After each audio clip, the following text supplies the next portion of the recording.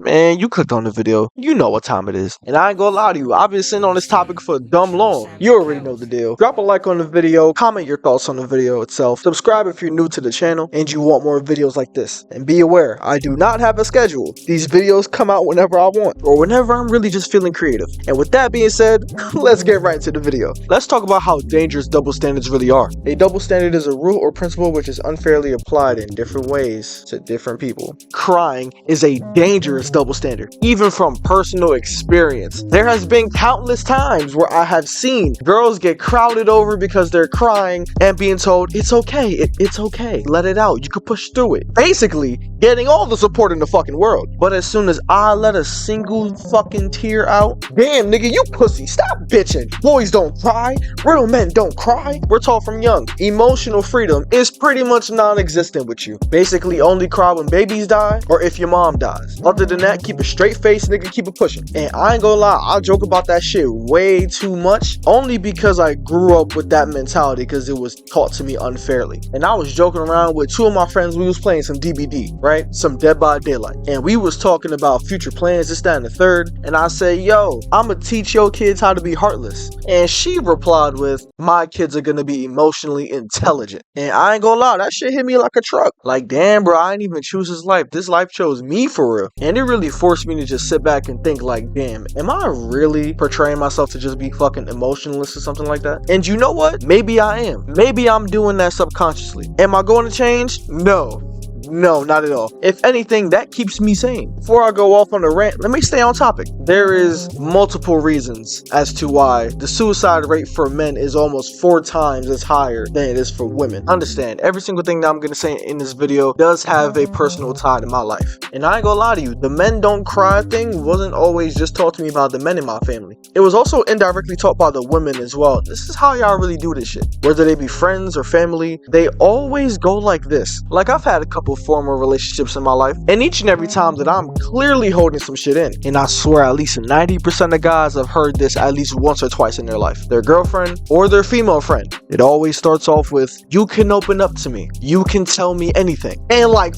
fucking clockwork, always something along the lines of, you're being weak, or you need to act like a man.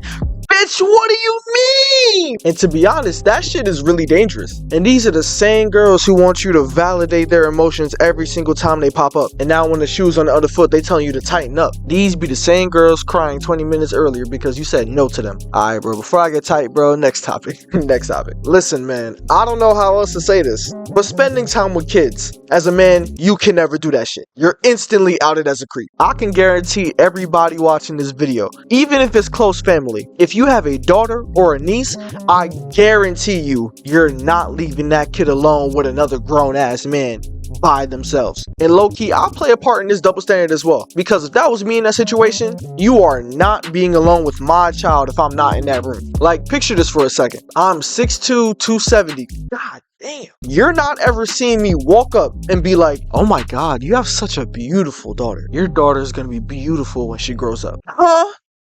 What? I'm not taking that chance. I look like a menacing figure. Like, bro, I gotta be aware of my surroundings, even if I'm out in public with my younger cousin. I have a lot of them, so I'm not even being specific. But you know how little kids love to play around? Imagine if it's just me and this little kid. I'm trying to make sure she's safe or whatnot, and out of nowhere, she gets this playful urge and she just takes off. Now, if I run after this little girl, how is that gonna look? If I say, stop running, come back here, how is that gonna sound? Like, to put that in perspective, imagine a 6'2", 270-pound black man running at the speed of light trying to catch a kid. Do you see the issue that I have now? Before I get tight again, bro, just on to the next one. The beauty standard is a double standard. The beauty standard was slowly pushed by mainstream media about how the ideal man and woman should look. And as social media became prevalent in all of our lives, that has quickly shifted from mainstream media to social media. And to be honest, for men, it's way more simple than it is for women. And that's just from the mainstream aspect. If we're talking about social media, it's more along the things of things you just can't control, genetically, for men at least. But if I'm being real, I'd much rather be held back by things that I can't control versus things that I'm pressured to take control of, which is the women's side of this argument. If she's a little bit skinny, she's not getting fed at home. If she got a little bit of stomach fat, she's overweight and needs to hit the fucking treadmill. If she's too tall, that's a man. If she's too short, she's an elf. If she has big titties and no ass, she looks like an AirPod. If she has a fat ass and no titties, she's a TikTok logo. If she got neither, that's a little boy. If she has both, but with a bit of stretch marks, she has an eating disorder. If she has both, but she's skinny as fuck, she's a freak of nature, not the good kind. At that point, bro, you just can't win. It's over. To be honest, I'm starting to see that all shift now with the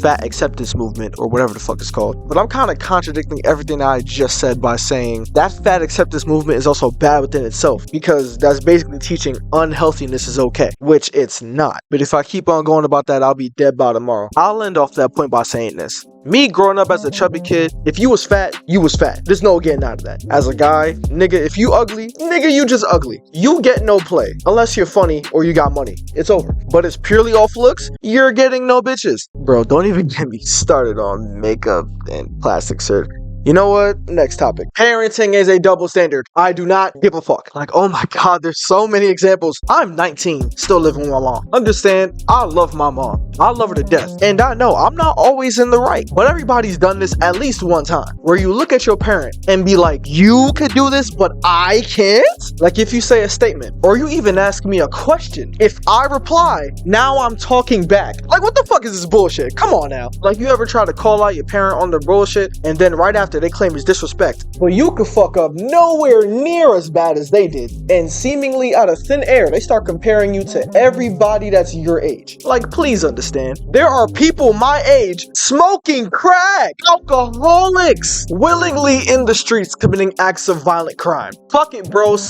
Offenders. Trains ran on them in college and high school bathrooms. Dropping out of school to be scammers. And worst of all, sexy red fans. But God forbid if I don't wash the dishes. I'm immediately double spawn. I'm immediately a disgrace to my lineage. If your kids are constantly misbehaving and the first thing you say is, yo, let me talk about my badass kid. Nigga, whose fault is that? You literally taught them most of the things that they know. I know I'm talking a lot, but let me get this shit off my chest. I was raised mainly as an only child, but from time to time I was raised with my stepbrother. And one of my biggest questions to parents is, why do y'all treat y'all kids differently? Different ages is one issue, but God forbid they're different genders. When I was younger, there was so much shit that I got away with because I was indeed the younger brother. And am I complaining? Fuck no. And hey, if you are actually watching this video right now somehow, thank you for taking the fall for all the dumb shit that happened all them years ago. Even if it was unfair and against your will, it is much appreciated. With that being said, this is the end of today's video. If you made it all the way to the end, I do appreciate you, because you didn't have to, but you chose to. I like that. Keep doing that. Like the video if you liked it. Subscribe if you're new around here and you like my content and want to see more. Comment what you think is an unfair double standard. I hope you enjoyed the video, and I'll see you in the next one.